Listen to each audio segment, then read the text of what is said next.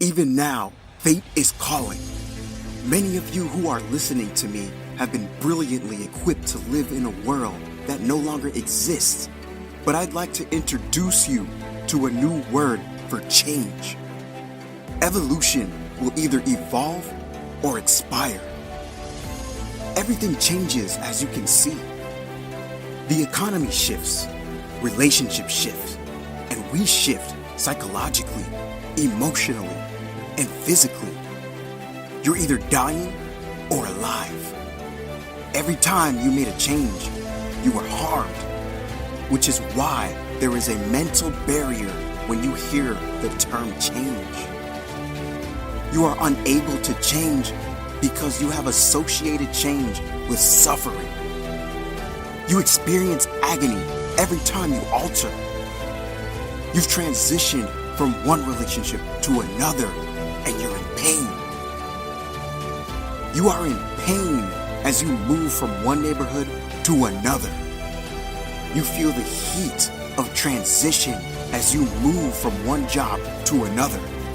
As a result, whenever you hear the term change, you think of agony. All you can see is blood in your eyes. All you can feel is blood and trauma in your mouth, mesmerized by the pain of change every time they say, it's time to make a difference. You need to go from this spot to that place. Your belief system should evolve. Change is not a painful experience. Experience change as growth, transformation, evolution, necessity, criticality, and inevitability. And the more you realize that change isn't pain, the more you'll see transformation.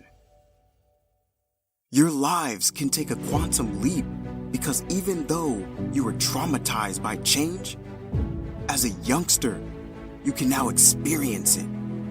Your fate is not determined by your past. See, those of you who are willing to adapt will be the ones who inherit the future. You will inherit the future if you are willing to take whatever you accomplish to the next level. It was the person who was willing to grow into something more. Change is unavoidable, and you may choose whatever you want to change for the better or for the worse. Change is an invitation to go on a journey into the unknown.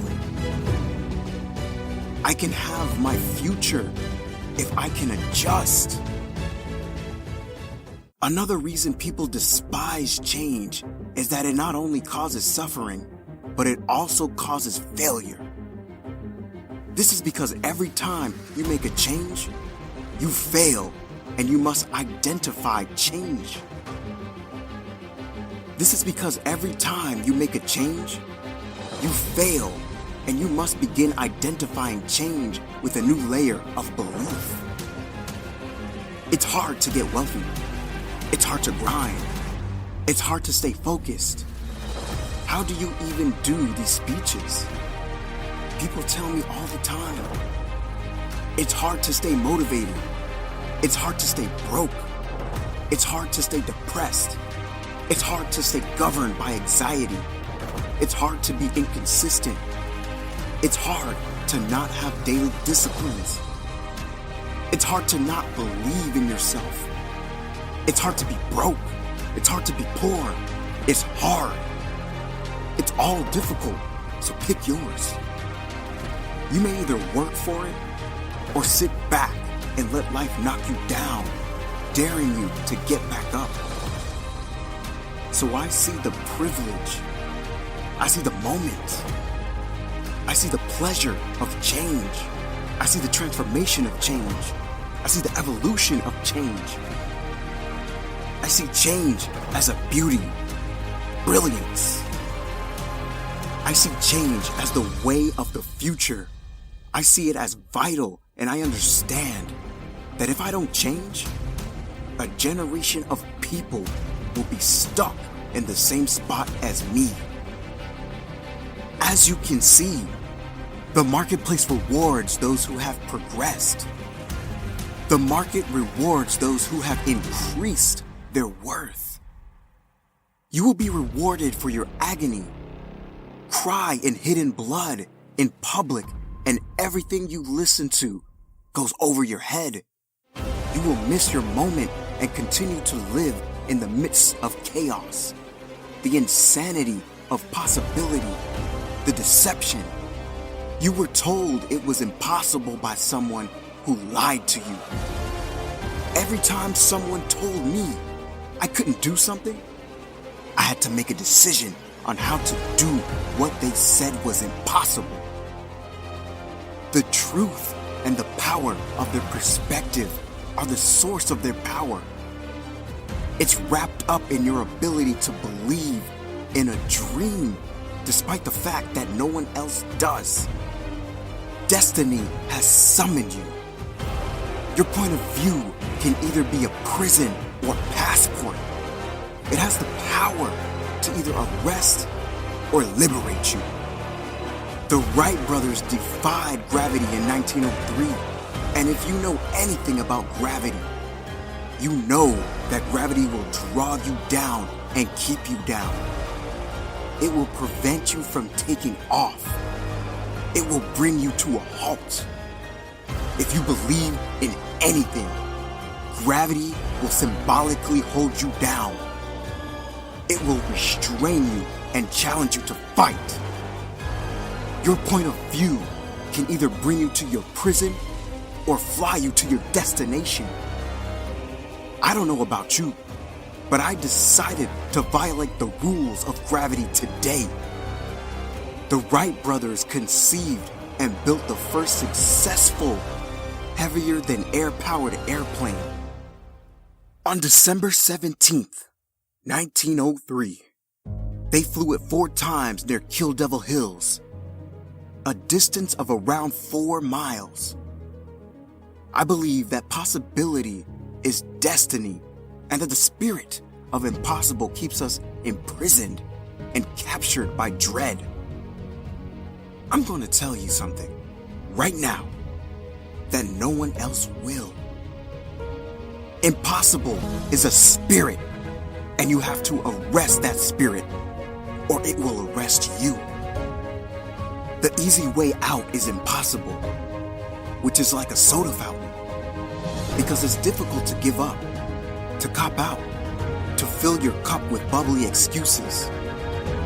The path of least resistance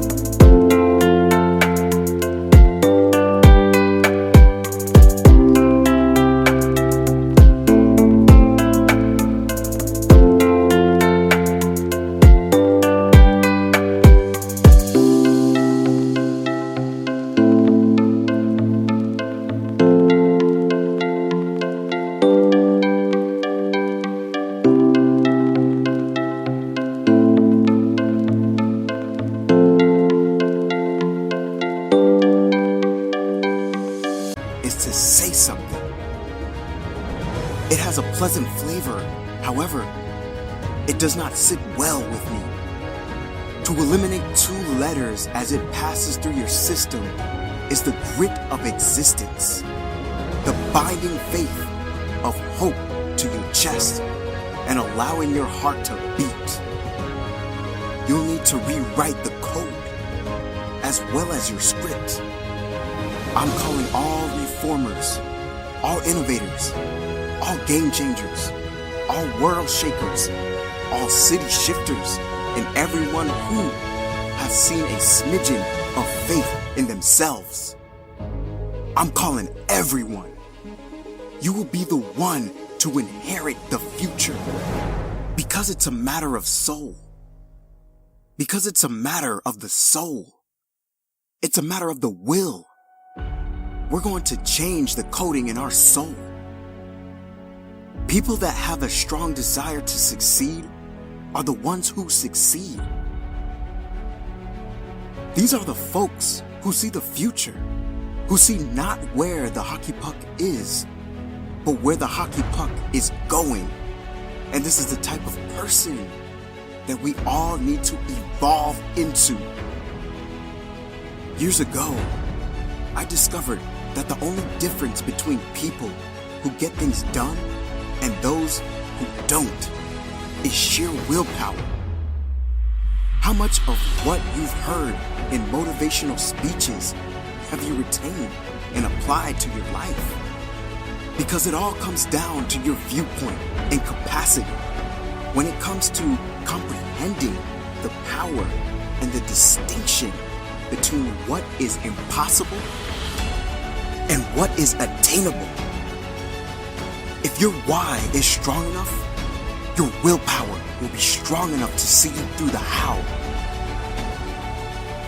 When you have a will, you aren't hunting for riches. You become resourceful, which is the difference.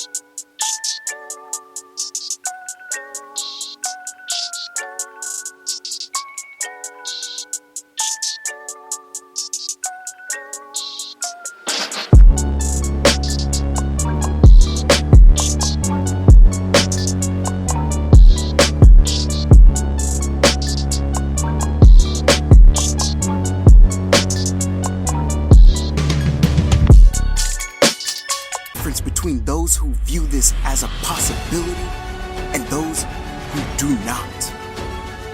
It all boils down to one thing: your willpower, and you don't want it badly enough.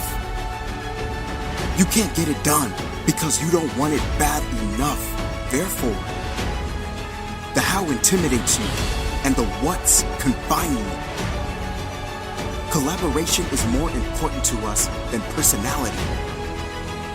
I believe we need to return to a situation where we examine ourselves as individuals in front of our peers. When we deal with people, we help them improve. You have to deal with both the individual and yourself. If you don't see the force of your will and the power of your why, it will always be impossible for you